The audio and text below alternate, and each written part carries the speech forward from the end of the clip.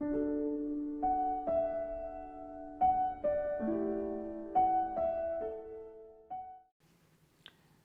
viewers, I am Dr. Abhishek Parmar, Senior Consultant at Narayana Multi-Speciality Hospital, Ahmedabad.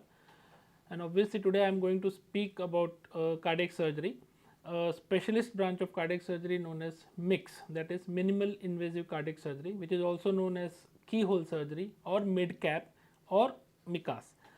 What exactly is MICAS or MICS? It is basic most of the cardiac surgery or traditional cardiac surgery, to do a surgery on heart we have to cut open the sternal bone. हम छाती को चीर कर सामने से operation करते हैं और जो लगभग 20 सेंटीमीटर का इंसिजन रहता है और उसमें हम लोगों को स्टर्नम बोन और ब्रेस्ट बोन जो कहते हैं उसको कट करना पड़ता है.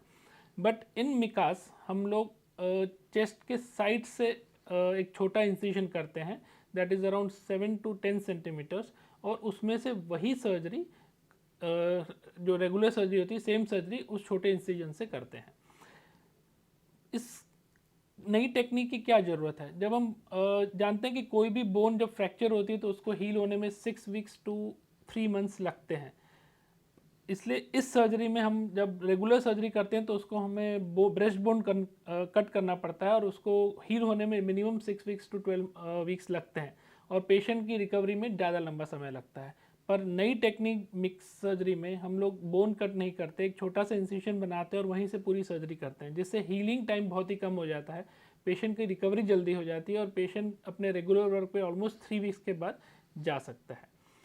इसका डिफरेंस मेन सर्जरी में इतना ही है कि हमारा अप्रोच है वो चेंज हो जाता है, जो मेन सर्जरी है उसमें कोई फ़र्क नहीं पड़ता. What are the advantages? Advantages ये है कि रिकवरी बहुत फास्ट होती है. जनरली हम लोग 6 weeks to 3 months कहते हैं फॉर अ रेगुलर सर्जरी, जिसमें हम ब्रेस्ट बोन कट करते हैं. बट मिक्स में it comes to 2 to 3 weeks. Patient can go back to his work, regular work, after 3 to 4 weeks.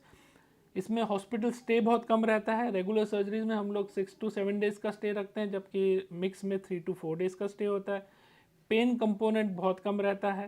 Patient को एरिथमियाज जो heart के धबकारे होते हैं वो अनियमित होने के चांसेस काफ़ी कम रहते हैं. ब्लीडिंग बहुत कम रहती है और इसलिए पेशेंट को ब्लड की ज़रूरत ऑलमोस्ट नील के बराबर रहती है. रेगुलर सर्जरी में 1 या 2 ब्लड लगते हैं, जबकि इसमें मोस्ट ऑफ द केसेस में कोई ब्लड चढ़ाने की ज़रूरत नहीं पड़ती है. और मोस्ट इम्पॉर्टेंटली कार्डियक सर्जरी में अगर पेशेंट को फिर से ऑपरेशन करना हो, रीडूस कार्डियक सर्जरी हो, तो उसके लिए भी अप्रोच बहुत ही सुविधाजनक है. अब ये एक सवाल है कि क्या ये ऑपरेशन सब जगह हो सकता है? हो सकता है, पर अभी सब जगह इस ऑपरेशन के लिए जो इंस्ट्रूमेंट्स हैं वो अवेलेबल नहीं होते.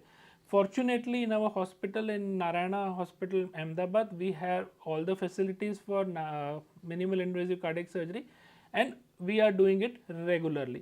बट ये चीज़ सभी पेशेंट्स में पॉसिबल नहीं भी हो पाती, जिनमें पेशेंट का स्टर्नम ठीक ना हो या पेशेंट की डिसीज़ बायलेटरल हो.